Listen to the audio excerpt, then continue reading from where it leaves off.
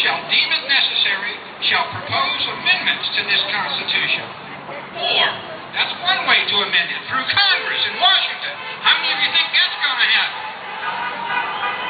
It says, or, and this was the way I remember, or on the application of the legislatures of 2/3 of the several states shall call a convention for purpose as part of this Constitution, for purpose amendments which in either case shall be valid in all intents and purposes as part of this Constitution. In other words, when a national constitutional convention is called by 2/3 of the states, the people can make an amendment to the Constitution of the United States, and the politicians in Washington can't do diddly squat. It's already done.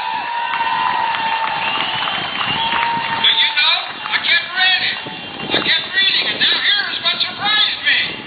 It says, or, there's another way to change the Constitution I had not even been aware of. And if I was, I forgot it.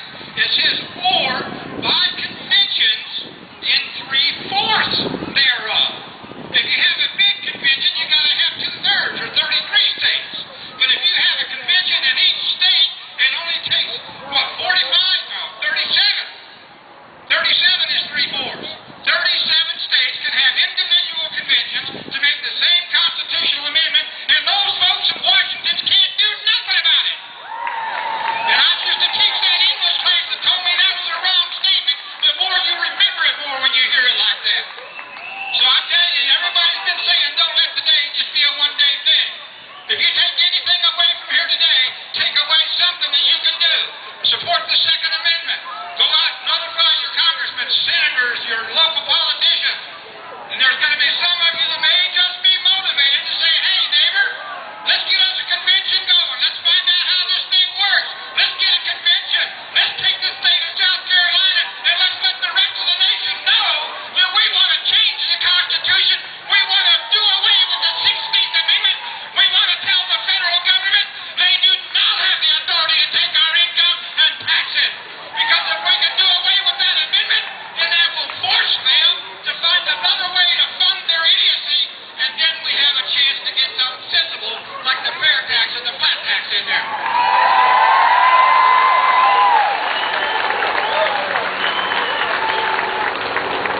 Fair tax, people speak real quick.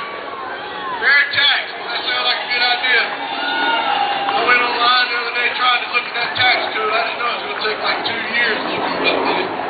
Then I was going to have like a council of 40 lawyers come in and try to interpret it. So we might have been there 10 years. Fair tax, where's fair tax? We need sir. Mark, I'll give a big hand to Mr. Mark. I had a nice speech all written up for today. I tell you, I've been listening to these people up here, and I pretty much want to scrap this. Where's the gentleman from New York? Where'd he go? He's laying people off because he's being taxed to death on his income.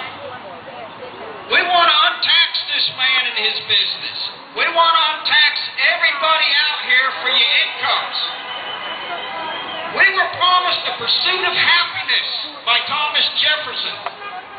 Year by year, they take this away from us. They're taking our pursuit of happiness away from us. They're stealing it from us. We have heard these problems all day now. We have a solution. The solution is the fair tax. The fair tax replaces this income tax, all these income taxes. It replaces the defunct Social Security tax. It replaces the FICA tax. It puts a one simple consumption tax. You don't pay now for how you work or what you do to provide for your family. You pay how you choose to live